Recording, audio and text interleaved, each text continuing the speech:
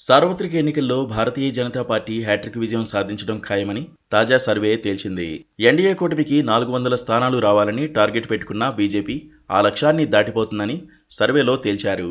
543 స్థానాలున్న లోక్సభలో ఎన్డీఏ కూటమికి 411 స్థానాలు వస్తాయని, ఇండియా కూటమికి 105 స్థానాలు మాత్రమే దక్కుతాయని సర్వేలో మెజారిటీ ప్రజలు అభిప్రాయపడినట్లు చెబుతున్నారు.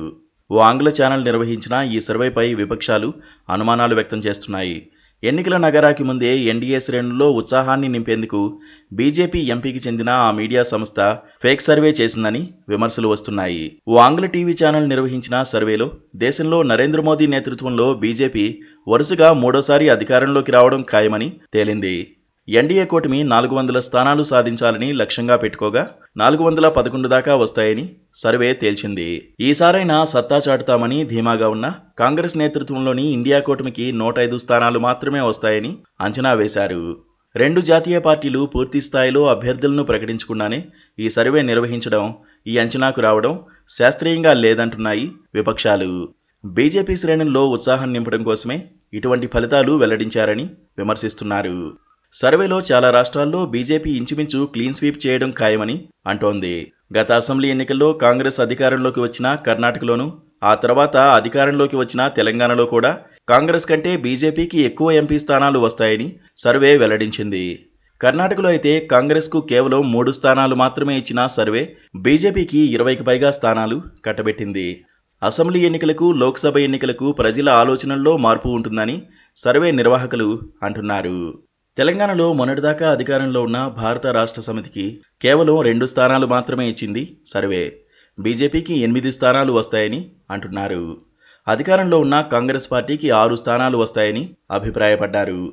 మజ్లిస్ పార్టీ తన స్థానాన్ని నిలబెట్టుకుంటుందని తేల్చారు. ఇక ఆంధ్రప్రదేశ్లో పాలక వైసీపీకి కేవలం 7 స్థానాలే వస్తాయని సంచలన జోస్యం చెప్పారు. ఎన్డీఏ కూటమికి 18 స్థానాలు వస్తాయన్నారు. టీడీపీ, బీజేపీ, జనసేన కూటమికి 50% మేరకు ఓట్లు వస్తాయన్నది సర్వే సారాంశం. కొద్ది రోజుల క్రితం మరో ఇంగ్లీష్ ఛానల్ నిర్వహించిన సర్వేలో ఏపీలో వైసీపీకి 22 స్థానాలు వస్తాయని తేల్చిన సంగతి తెలిసిందే. ఆ సర్వే తెలంగాణలోనూ బీఆర్ఎస్కు 6 స్థానాలు దాకా వస్తాయని చెప్పింది. తాజా సర్వేని ఉద్దేశించి కాంగ్రెస్తో సహా పలు విపక్షాలు విమర్శలు చేస్తున్నాయి.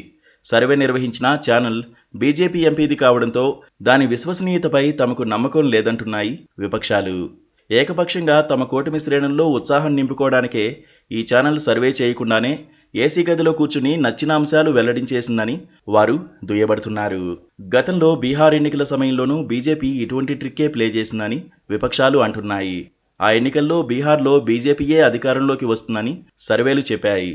అయితే ఆ ఎన్నికల్లో కాంగ్రెస్, ఆర్జేడీ, జేడీయూ కూటమి తిరుగులేని ఆధిక్యంతో అధికారంలోకి వచ్చింది. గత బెంగాల్ ఎన్నికల్లోనూ బీజేపీ అధికారంలోకి వస్తుందని సర్వేలు చెప్పాయి. అయితే మూడోసారి వరుసగా గెలిచిన మమతా బెనర్జీ పార్టీ అంతకు ముందటి ఎన్నికల కన్నా మరో 4 స్థానాలు ఎక్కువే గెలుచుకుంది. ఈసారి కూడా బీజేపీ అలాంటి చీప్ ట్రిక్సే ప్లే చేస్తోందని కాంగ్రెస్ అంటోంది. అసలు వాస్తవాలు ఎన్నికల తర్వాతనే తెలుస్తాయని వారంటున్నారు.